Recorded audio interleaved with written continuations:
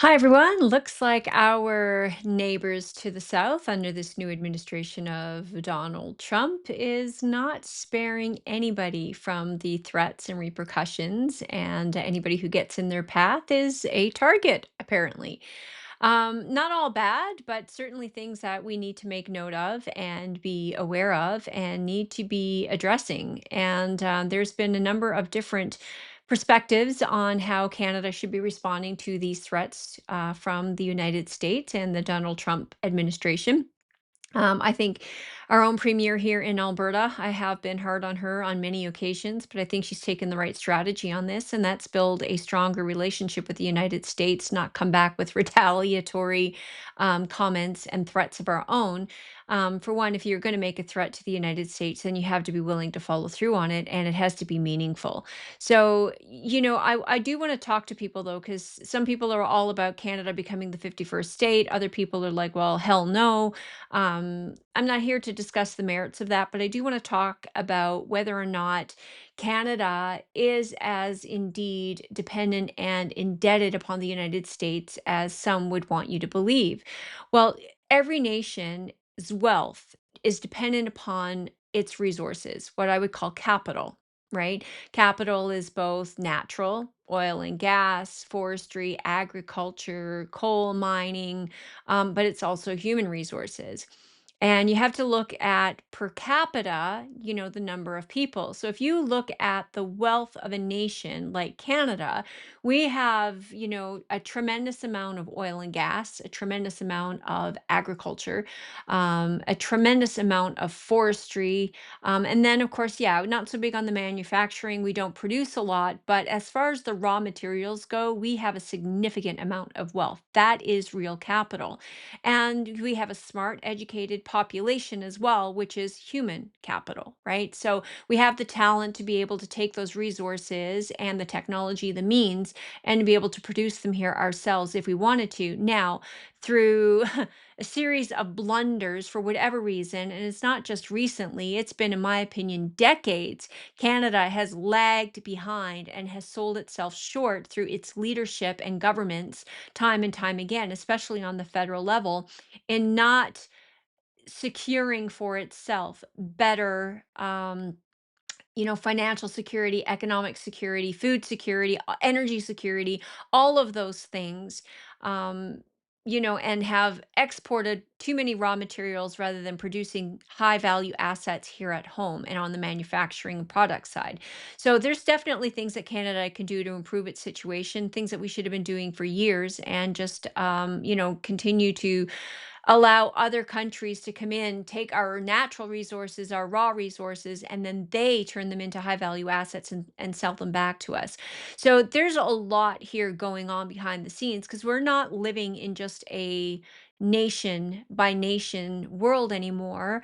Mr. Trump is right, I think, to restore, the greatness of America. It's very important that Canada actually attempt to do the same thing, but we do live in a global world as well. And so his talk about tariffs will not come without economic pain or consequences to the American people either. There are jobs related to those oil and gas resources that he keeps talking about tariffing. Um, and there will be a price to be paid on both sides. So I think Danielle Smith is taking a very good approach in let's, take a step back. Let's look at what needs to honestly be done. I don't think Mr. Trump is a fan of Trudeau, and I don't think Canadians are a fan of Trudeau either. That's evident and obvious. But, we do have to work together. And Trump is not wrong, though, either. Because if you consider the fact that Canada has made a tremendous amount of commitment to the United States, whether it be in the form of economic commitments or military commitments, we failed to secure our borders. And they have a reason to be upset with us. There is more terrorists crossing the Canadian border into the United States now than anywhere else, including from the Mexico border in Texas. So you have to consider the fact that Trump does have some legitimacy to the threats that he is making. Now, one of the best threats he made at I think it was the World Economic Forum speech that he delivered, I thought was to the Bank of America CEO president there, and, basically telling them to open up their checkbooks to conservatives once again. And that's a message he's sending across the board. He's not firing just shots across Canada's, bow. He's firing them pretty much in every direction right now. And, Trump is not wrong to do so. If he's trying to reestablish and root out the corruption and reestablish some stability and what made America great to begin with, it's not going to be an easy task. He's taking a bit of a shotgun approach right now with some targets, a little bit more pinpointed and at countries like Canada. But Justin Trudeau, let's be honest, deservingly so. So if we want to ride the coattails of our U.S. neighbors, which is what we've been doing, there's a price now that's being paid. We're just being called out on that. So Canada needs to secure its borders. That's where these tariff talks came from, is the fact that he has said, secure your damn borders. If we do that, then tariffs pretty much go away and that discussion is gone. Commit and honor your commitment already to a 2% GDP. Now he's increasing that to 5, but I'm sure if we said, okay, here's our 2% GDP for NATO, then that is a commitment that we've made, one that we have failed miserably to do. But again, let's get back to the basics. So there's reasons for him doing what he's doing, and he's really just calling out those countries who have, I think, used the United States security, both economic and military, for far too long for our own benefit without living up to the commitments we've made ourselves.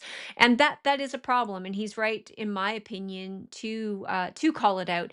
Now, we used to have a saying, we still do in economics, if the US so much as sneezes, Canada catches a cold. So, if the US does well, Canada is typically going to do well. If the US just does poorly, Canada typically is going to get pulled down with that. The US is a far larger economy. I mean, they have, pulling now, what, 340 million people in comparison to our 41 million people. That is a superpower in and of itself. But, the United States right now, under this Trump administration, is talking about reducing regulation, basically reducing taxes, providing incentives to bring business, manufacturing back to the US, and punishing those countries and corporations that are doing business abroad at the expense of the US economy. And that is going to impact Canada significantly. So we have a leadership race going on here right now with the Liberal Party. I personally believe we need an election. Do I think we're going to get one? Absolutely not. I'll save that for another video. I think we're going to see an election in 2026. I think Carney, who will, in my opinion, be the next leader, is going to find a way to justify not holding an election. And I think they'll negotiate a deal with the NDP. But anyway, we will save that for another day. But whoever the next prime minister is going to be, obviously, we're going to have to deal with the United States tariffs and these new economic powerhouse, policies, in my opinion, that are going to bolster some of what's going in the United States. Now, Trump is a bit of a mixed bag. There's days when I'm like, yeah, and then there's other days like, what the heck was that all about? So he does one thing with the left hand, I think, and another thing with the right, not fully understanding sometimes all the intricacies on the global side of what the impacts that may be. But the reality is, pulling out of the United Nations, Pierre Poilievre, I'm sorry, but you're going to have to get on board. Pulling back from the World Health Organization, it's time. That organization is not about protecting Canadians. Trump is right when he talks about Canada not being a sovereign country. I know for a lot of Canadians, they want to believe that we are our own individual country and we're sovereign. But you know what? All you got to do is look at our MPs, our prime minister. There's an oath that's spoken to the crown. It's crown land, crown corporations. We are owned by the crown. We are not sovereign. Okay. We still have a lieutenant governor who is the representative of the crown. So people go, oh, it's just figurative. Figurative or not, it's not, nothing is just figurative.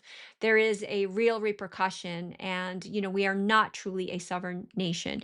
But climate change agenda, we got to reduce the size of government. It's too big, it's out of control. And it doesn't matter who the next prime minister is going to be. You're going to have to reduce the size of government, reduce the spending, reduce the regulation, reduce the taxes. Otherwise, we are going to have a mass exodus, in my opinion, of capital, both human and economic. Corporations just going to leave this country and go to somewhere where it is more favorable. That's the beauty of money. Money is mobile and it goes to where it will flow without the least number of obstructions and obstacles. And right now, that is looking like it's going to be the United States, which is going to have a pretty big impact upon Canada. So Canadians are going to have to buckle down, and we're going to have to get our governments to the point where they see the need to produce our own products here at home, to become a little bit more self-sufficient and get off this gravy train of just big government and stalling basically corporations. Get out of the way.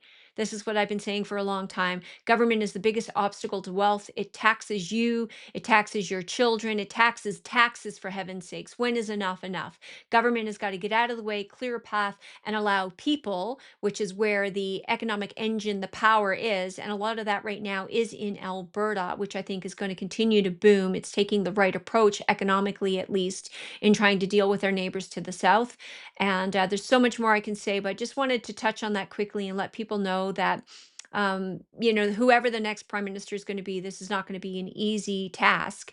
But I'll tell you, if it's Mark Carney, we are in big trouble. Mark Carney is the UN. He is the World Health Organization. He is these global elite corporations, and they do not have the best interest of Canada at mind. He will continue with economic destruction and economic policies around climate change and carbon taxes that are going to hurt the everyday Canadian. And as we're seeing the United States pull away from some of these organizations, they're going to be desperate for more and more resources from the country and participating countries that remain. So let's make sure that doesn't happen. I know probably he is going to win the leadership here, but we need to demand an election. We need to keep pressure on. And, God bless you all. Let's talk again soon. But keep on the news channels, find out what's going on, get involved politically, whether it's local, provincial, or federal. You know what? You need to be engaged and you need to be informed. Cheers.